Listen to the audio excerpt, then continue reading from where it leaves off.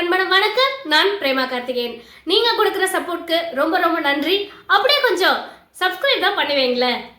இன்னைக்கு என்ன வீடியோ பார்க்க போறோம்னா, என்னோட 7ஆம் வகுப்பு படிக்கிற பொண்ணு ஒரு நாள் ஒரு வீடியோ பார்த்துட்டு இருந்தா.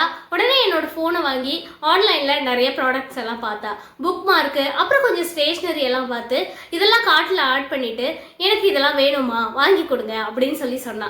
நான் சொன்னேன், ஒரு வாரம் வெயிட் பண்ணு, அப்பவும் இதெல்லாம் உனக்கு தேவைன்னா நான் உனக்கு வாங்கி தரேன் அப்படின்னு சொன்னேன். அந்த ஒரு வாரத்திலேயே அவளே டிஐஒய்ல நிறைய திங்ஸ் எல்லாம் பண்ணா. அதுக்கப்புறம் அவளை நான் ஸ்டேஷ்னரி கூட்டிட்டு போயிட்டு, இந்த திங்ஸ் எல்லாம் உனக்கு வேணுமா அப்படின்னு கேட்டேன். அதுக்கு அவ ரேட் எல்லாம் கேட்டுட்டு, ஆன்லைன்ல இதை விட ரொம்ப அதிகமா இருக்கு, அப்புறம் இந்த புக் மார்க் எல்லாம் நானே பண்ணிட்டேன், எனக்கு அதுல இருக்கிற திங்ஸ் எதுவுமே வேண்டாம், நான் சில திங்ஸ் மட்டும் இங்க வாங்கிக்கிறேன் அப்படின்னு சொல்லிட்டா. நமக்கு ஒரு விஷயம் வேணும்னா அதை நம்ம உடனே வாங்கிடக்கூடாது. நமக்கு தேவைன்ற பொருளை கொஞ்சம் வாங்குறத தள்ளி போட்டுக்கிட்டே இருந்தோம்னா அது அப்புறமும் நமக்கு தேவைப்படுது அப்படின்ற பட்சத்துல தான் வாங்கணும். அப்படியும் உடனே வாங்கிடக்கூடாது. நாம எங்க ரேட்டு கம்மியா இருக்கு, நல்ல குவாலிட்டியா இருக்கு அப்படின்றத அலசி ஆராய்ஞ்சு பார்த்து தான் வாங்கணும். நம்ம கண்ணு பாக்குறதெல்லாம் மனசு வேணும் வேணும்னு தான் ஆசைப்படும்.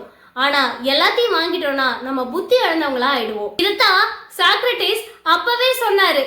மனநிறைவு அப்படின்றது தான் நம்ம கிட்ட இருக்கிற பெரிய செல்வம். ஆடம்பரம் அப்படின்றது நம்ம கிட்ட இருக்கிற வறுமை.